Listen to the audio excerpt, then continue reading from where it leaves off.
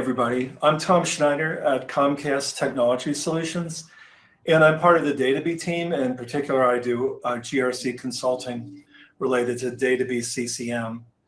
And I'm joined today by Yasmine, Abdillahi, and John Bland.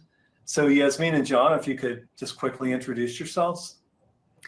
Thank you, Tom. Hi, everyone. I'm Yasmine Abdillahi. I'm an executive director in cybersecurity, governance, risk, and compliance at Comcast. I'm also a business information security officer supporting Comcast business. Nice meeting you all. And hello, everyone. I'm John Bland. I'm at Snowflake. I'm their cybersecurity data cloud principal, and I help our partners and customers and sales and go-to-market efforts, those customers and partners that are using Snowflake for cybersecurity.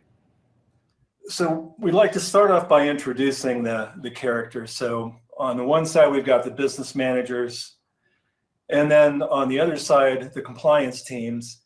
And we're going to kind of look at what are some of the issues that those two teams deal with when they try to interact with one another.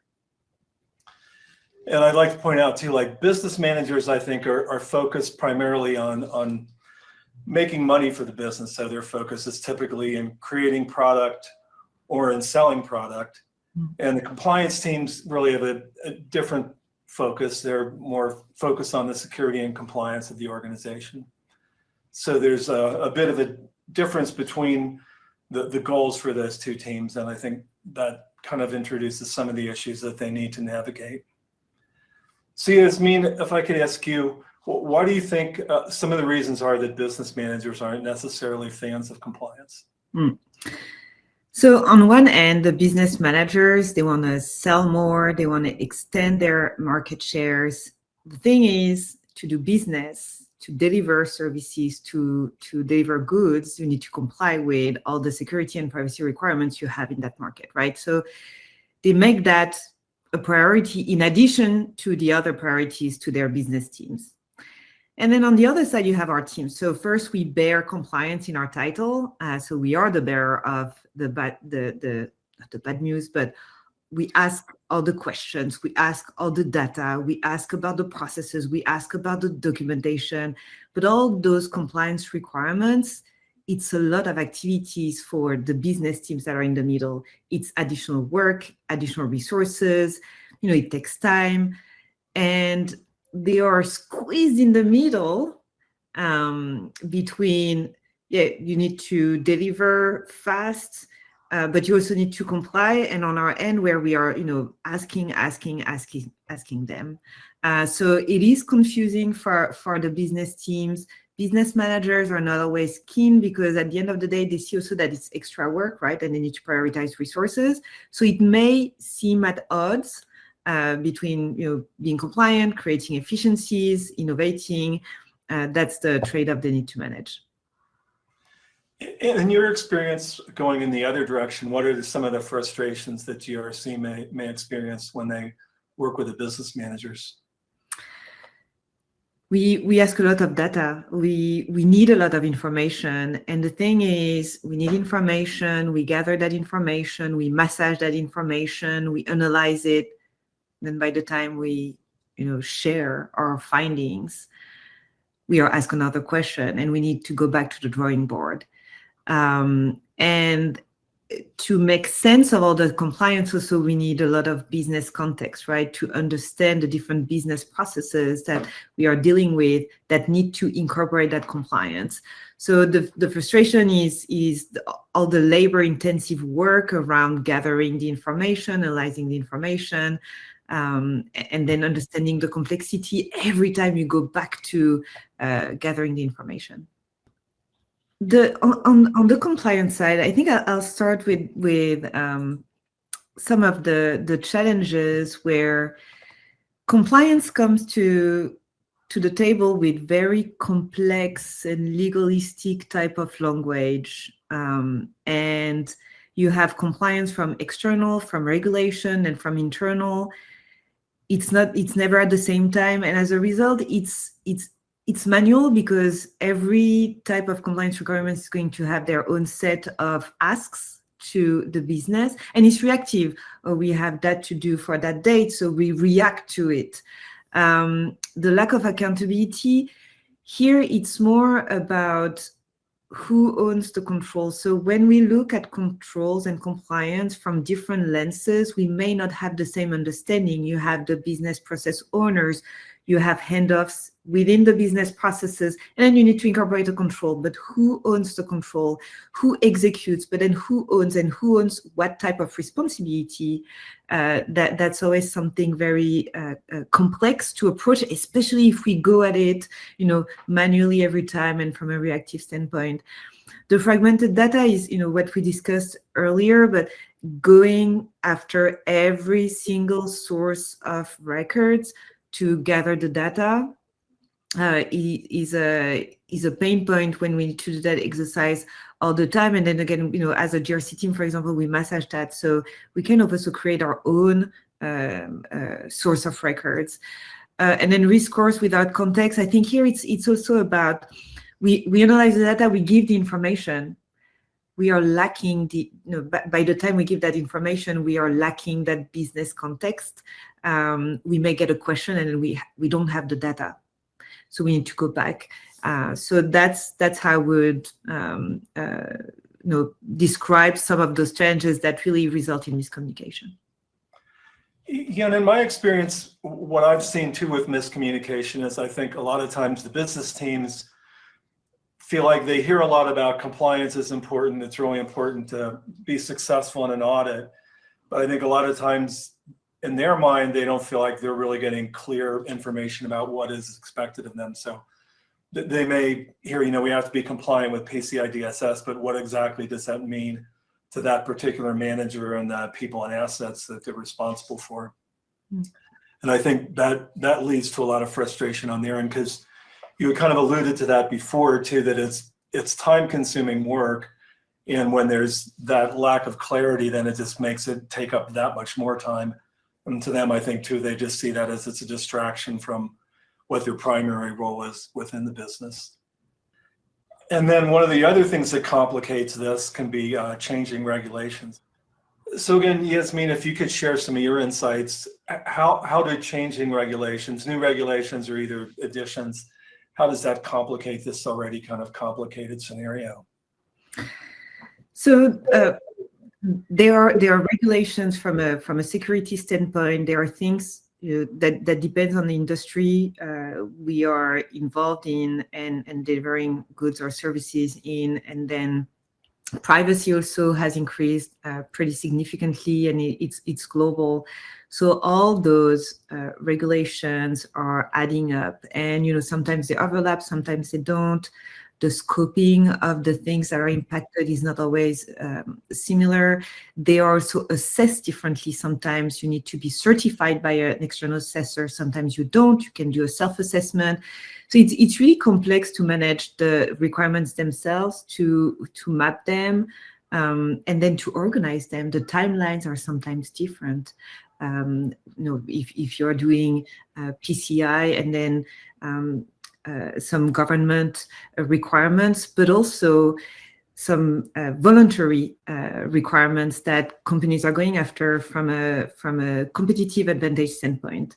They are going after SOC 2 attestations or ISO 27001 certifications, and it adds on top of the rest. And then you have also internal audits, and internal audits coupled with external auditors audits when you have SEC requirements. And it adds another layer because you have the mandatory SOX audits every year, but we also have internal audits doing their due diligence.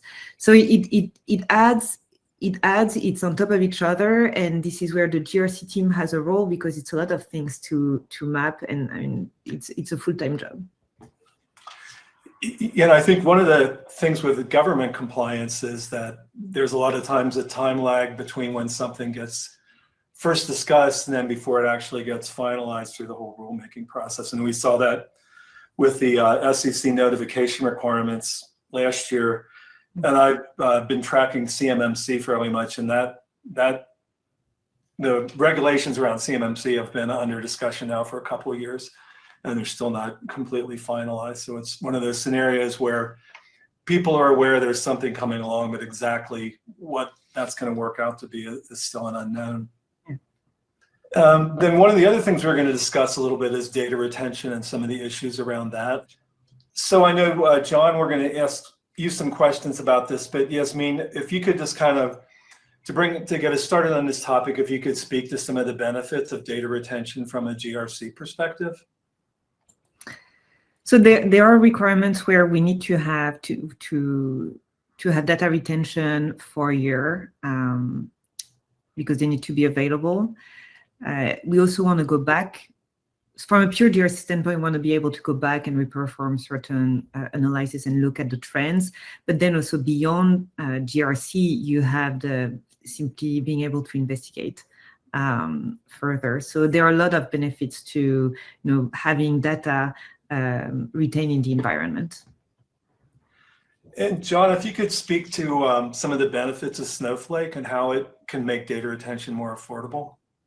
Sure. Yeah. I mean, cybersecurity use cases as well as GRC use cases are traditionally been tough to do and retain data as long as you'd like to with traditional security tools. The retention is so expensive, and there's whole concept of, hot searchable retention versus cold and archive. With Snowflake, everything is hot searchable, whether it's a day old or 5 years old. And that works really well for these GRC use cases where you really need that data available for longer. I think security tools are often good at telling you what's going on right now, but not really measuring how things are doing over time. If we move on to the next slide, we're going to talk about some other approaches to some of the issues we've discussed. So if there is a better approach, it's interesting to consider what that might be. And I know when we were getting ready for this webinar, John, you had mentioned how Excel is not a data platform. And I think that statement is kind of self-explanatory, but I thought if maybe you'd want to expand on that just a little bit. Yeah, I mean, we certainly see some of these GRC use cases being done in Excel and using screenshots for evidence gathering. In this model that DataBee and Snowflake are coming together with is we're separating the security analytics from the data platform. And the data platform is extremely inexpensive from both a compute standpoint and storage, where you're only paying for what you use, and you're not kind of trying to do GRC use cases on security tools where you're locked into like really expensive term licensing. And data democratization, how can that benefit the business units and the GRC team? Right. So you're not, if the data living in Snowflake, you can use DataBee for some use cases. You might just want to run some other analytics in Tableau. You might have users that use Jupyter Notebooks, and you're basically allowing that data to be used across tools and not just locked into a singular tool. And users can create new use cases where they're correlating, cross-tooling, and things of that nature. Yasmine, if you could speak to the importance of ensuring that there's trust in the data that we're going to use for compliance. Yes, so what is important is the trust of the data. It's all about aligning on what we are looking at. We look at the same thing, we understand it the same way, so that we can take action that is agreed upon to close the gap or appreciate the level of compliance we have. And it's important because if we don't have that alignment and that trust in the data, everybody is doing their thing, and it's very difficult to know and to track and to monitor compliance. And creating that trust is really about understanding each stakeholders involved in using compliance information, whether it's to make decision, whether it's to take action to remediate, whether it's to measure and incentivize also. All that is, we all need to have the same understanding and making sure the quality is up to standards, and there is no question about the quality of the data we have. And John, I think you've spoken to some of this already, but just as far as being more budget conscious with security and compliance data, how can Snowflake help with that? Yeah, I mean, traditionally it's been for some reason, security data, which is pretty high volume a lot of times, has been very expensive to both ingest and retain. More expensive than like some of the other business data sources that other data teams are using. And, we treat it like any other data source. We don't think there should be a premium charge for retaining security data versus other data. So it kind of helps with that, that expense. And so we've kind of talked about our characters. We've talked about some of the conflicts and challenges that they face. So when we move on to the next slide, we can look at maybe what's a possible resolution for some of these issues. The premise here is you're going to fall a little more in love with GRC using DataBee. I'm not sure that anybody's ever going to actually fall in love with GRC, but maybe they can fall in like or dislike it a little bit less. I think that's maybe a more realistic goal.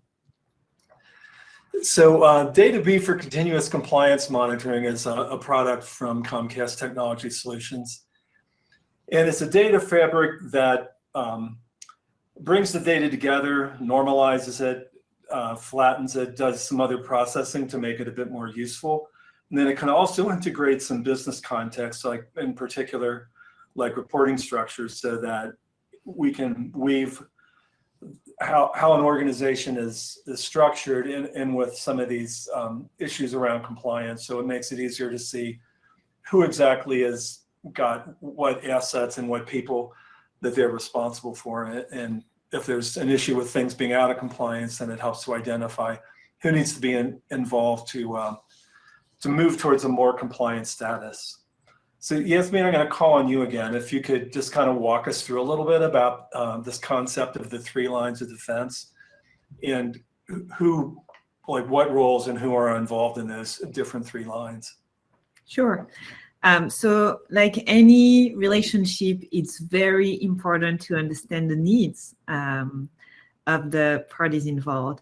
So what we call the first line operational managers, they are the ones who execute the controls, own the controls, and often own the risk. They are really frontline. And then the risk management it can be broad. So typically governance, risk, and compliance team are part of that second line of defense, but also what we call process owners, all those security capabilities that are being run to protect the company are going to sit in that second line of defense, and they are going to provide framework. They are going to provide dashboards. They are going to provide the framework, but also the tools to help drive risk management and compliance. And then the third line of defense, internal audit, is more that independent function that gives assurance and comfort around adherence of the organization and the controls that are done by operational managers, making sure that it's compliant with the policy and sometimes external regulations. That function appreciates compliance monitoring in the sense that it gives them visibility upfront, and then they can rely on that to elevate the value of the work they do, because similar to compliance teams who support the first line, they can use the compliance monitoring and then do more of the qualitative work in compliance. And that goes back to the trust. So the 3 lines of defense, they have different objectives in an organization. However, we all want to have secured processes and protect our resources, and compliance monitoring is kind of that glue that helps those 3 lines of defense to collaborate. Some of the advantages I see to the continuous compliance monitoring platform that we have running on DataBee sort of goes with the right side of the slide here. So the single pane of glass, I think, is important because, for one thing, those business managers that are busy doing their product development and their product sales and whatever else they're doing to help the business keep making money, this simplifies their job because now they can see a bunch of different controls on a single dashboard. And we have a few examples of some of this coming up. So it's ultimately saving them time. And then I think another really important feature here is that it's showing all 3 lines the same data. So if we're looking at it this morning, it's not like one team's looking at a report from a week ago or 2 weeks ago. Everybody's looking at data from exactly the same point in time. And as you drill up and down through the screens, it gives you the ability, like if you're an operational manager, to see the data specific to your department.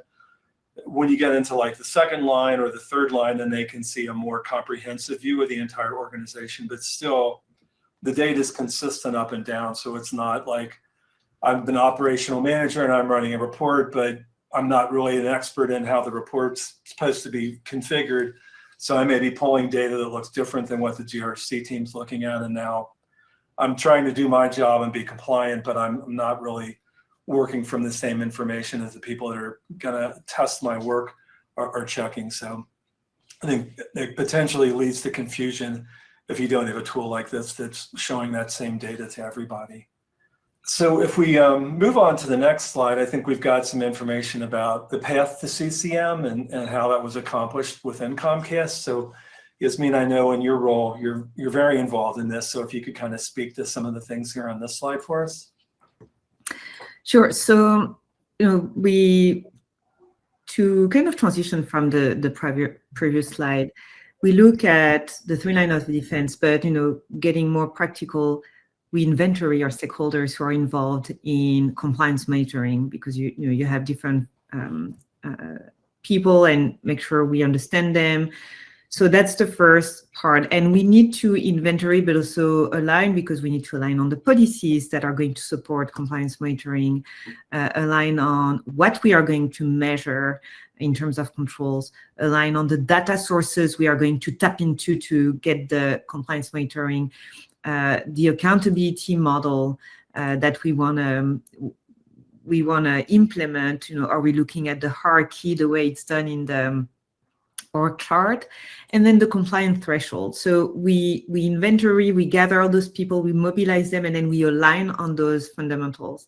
And then we create a collaborative model where we start putting things in motion for our continuous compliance monitoring. And then we start really working on the controls. So we prioritize controls to monitor, and really the focus is on it's on compliance and nothing else, right? So we avoid going broad, but we narrow down our focus here on the controls, and we start designing controls. So what the control dashboard is going to look like, but also the ability to drill down, because this is in the drill down that you give the possibility to take action. And trust the data, because you know exactly where it's coming from. And then the last part is to make it a program because you set up an operating model where you have a structure, you have dedicated resources, you have expertise when you need it, things like having office hours and like a platform that explains who does what, when. And then you have, business engagement, where we have different techniques and methods and forums to engage with our stakeholders both ways, make sure they have the right actionable insights to take action and close the gaps. That feedback loop with the process owners and with the users who are acting on the compliance dashboards. And then also a program, because it gives structure to drive efficiencies, to make sure we measure the value of having compliance monitoring in the company. So that's, they are kind of the main steps that get us from aligning all of our lines of defense through having compliance, continuous compliance monitoring in place. Yeah, and I think you spoke to this somewhat, but one of the things I think is really nice about the DataBee CCM product is that it allows you to hold those business managers accountable. So you're measuring if they're compliant against the control or not, and it's something that it's data that's available throughout the organization, so their managers can see it as well as others. But then at the same time, you're also providing those managers with the information they need to actually address those non-compliance issues. So you're holding them accountable, but then you're empowering them to achieve compliance. So it's kind of a two-way street where now you upped your expectations for those business managers, but you're also giving them the tools that they need to meet those expectations. So I think that's really important. They're not just feeling like they're being held to task for something. They're also given that support that they need to make progress. Yeah. Moving on to the next slide, I think we've got a little diagram that kind of shows how DataBee and Snowflake fit together. So if we look at this on the leftmost side, we've got the data sources from the organization. So this would just be kind of some of the raw data that's coming out of various security tools. This could be anything from like a CMDB or a vulnerability manager or a ticketing system, some kind of a workflow system. And then they go into the DataBee platform, and within DataBee, they get ingested, they get normalized, they get flattened, they get enriched. So there's various things done to make that data more usable. And then one of the other significant things is data gets put into the open cybersecurity framework, so the OCSF framework. So it's a schema that's normalizing the data. So if you've got different record types coming in for vulnerabilities or different record types coming in for assets, or potentially like an EDR solution, it provides a tool to map those into a common schema, so that it's much easier to compare a record or to utilize a record from one of these sources in conjunction with records from a different source. I will say this architecture is kind of new for security and GRC teams.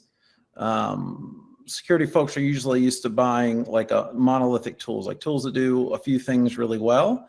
But this, diagram shows how there's this separation from the data platform, that Snowflake Security Data Lake, and the different analytics. So DataBee providing the normalization, enrichment, et cetera, and visualizations. But also you can also see how that data is usable for other tools. So your data teams have been doing this forever, where they love Snowflake because it's a better, faster, cheaper data platform with a lot of features, and they decide to go with Snowflake, but they also have a bunch of different data tools that they would like to get value out of the data, out of Snowflake. And so this model now supports, for GRC is similar, where it integrates with not only DataBee, but some other external tools, and you are allowed to use that data however you wish, and it's not kind of siloed to a specific tool. Yeah, that's some really good information. Thanks for that. And then the other thing I want to point out on this slide is the data lake here is the customer-owned data lake. So once the data has been processed through DataBee, it goes back to the customer, and they're the ones that control it from that point on. And then finally, on the right side here, we've got the destination. So this would be something like Tableau or Power BI, where you can visualize some information. And then, as you were speaking to, John, you're not limited strictly to just some of those assets, but you can also use other tools to process that data if needed. Yeah. The next slide, I think, is going to speak to some of the outcomes that CCM can provide using DataBee. So Yasmine, could you lead us through some of these, please? Yep. So earlier we're talking about Excel, but I think for the longest part of my career, Excel was my greatest compliance tool. And one key benefit of using DataBee has been to spend way less time to gather the information and massage that information. All that work, gathering and doing some Excel work, it's over. We spend less time doing that to spend more time looking at and talking about how we close the gaps, because we have that information right there. So that's really kind of the key outcome, faster risk identification rather than spending time in Excel. And also a lot of context, right? So that drive better results. I want to hone in on the streamline control testing and validation, for example, where to have those dashboards helps you, once you've given comfort to any assessor you have, whether it's internal audit or external auditors, external assessors, it really helps to validate and do your control testing at scale, which is a major time saver and much appreciated when you have a lot of compliance requirements that require assessments. The recognizing reward and rewarding compliance, it's important because you see right away, yes, there may be gaps, but you see also the trends and you see how things are being resolved. And it's a lot of effort spent doing that. And it really helps you have trusted data where we can celebrate good compliance posture. Spend time on the faster risk identification. I think for leaders, the engagement with business leaders, we have one single pane of glass to have them look at the posture with those executive metrics, but then we can drill down with their team, and it really helps the whole engagement model and accountability. Yeah, and I think another great thing for those business managers too is they may be involved sometimes in pulling data, and now this is taking that responsibility away from them, and it just saves them time because it's giving them the clarity about what is or isn't compliant with the assets or the people that are under them. So again, they're not spending a lot of time trying to find who's the point of contact to go ask about this data, or trying to get a report about it, and then trying to make sure that if it's a report that they generated or one of their people generated, that it's actually valid data. They've got all that. So now they're not spending time trying to collect this data and verify it. They're just spending time doing the work that we really want them to do, which is to improve the compliance for their part of the organization. So this is a dashboard for asset management, and in this one it's just showing that we've got an overall bar graph over on the left side that's just showing an overall rate of compliance, and then these donut graphs over on the right, they're showing for particular fields that we're tracking for compliance with our asset management policy. To what degree are those fields populated within the records that we're seeing? So like if there's one for has an asset been approved, and is the IP address, is that filled in within the asset record, asset type? So, and those kind of fields are customizable within the product and the dashboards, but this is just kind of giving an example of this is some of the data that you can pull up through the dashboard and again, give access to the teams so that they can work with it.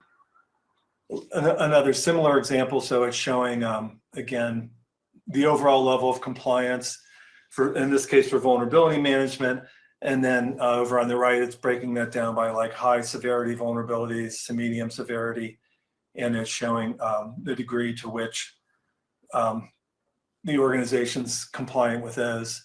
And then down at the bottom, it's got some issues or identifies some information about vulnerability resolution related to the service level agreement. So vulnerabilities that have been remediated within their SLA, they're still open, but they're still within their SLA. And then those that may have exceeded the SLA, it can point those out as well. So it's giving us a nice breakdown. The next slide, we've got a little bit more detail. So John, if you want to lead us through this slide, it speaks to some of the benefits of Snowflake. Yeah, happy to. I think we mentioned, most of these, but it's really, these are big benefits of going with this, separation of data from security analytics from the application. Establishing a security data lake. And one thing I might not have made clear early is that in this model, in this architecture, this is the customer Snowflake account. Like they own all the data ultimately, and then they can layer on applications like DataBee to get value out of that data. One is the unlimited searchable retention we mentioned about. There's no concept of hot, warm, cold archive storage. All the data is accessible at all times for as long as you would like to retain it.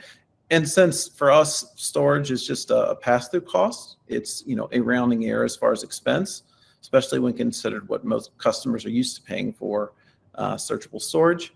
Then we talked about data democratization, that you can use this data with whatever tools you have available to you, however you would like to gain value out of this, out from the data. And we're all consumption-based licensing, which is I think what customers expect for a SaaS solution.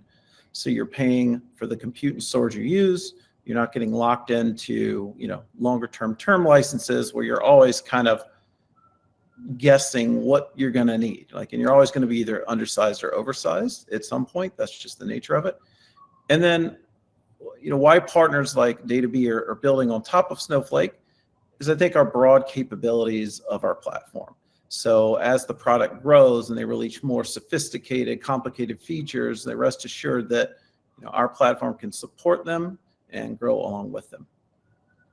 Snowflake had published a next generation of cybersecurity applications report towards the end of 2023, and we're excited to say that DataBee was named the GRC leader within that report.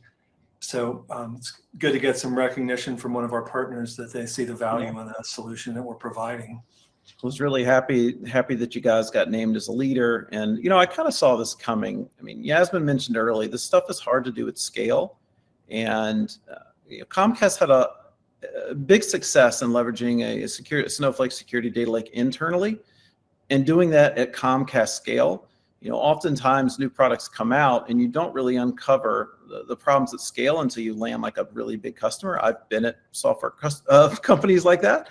So it's unique to be in a spot where that you're going to be able to support your largest customers because you've already done it internally and you're just building upon the learnings from that. So congratulations, DataBee team. Yeah, thanks a lot for that. So you spoke to the scale, John, and this is just some additional information about DataBee and the team. So DataBee, again, is from Comcast Technology Solutions, and it's creating a connected security and compliance data and insights that anyone can work with. And it's engineered on open architecture, and the security risk compliance data fabric, it streamlines access and it enhances data integrity, and it prevents duplication in the data pipeline.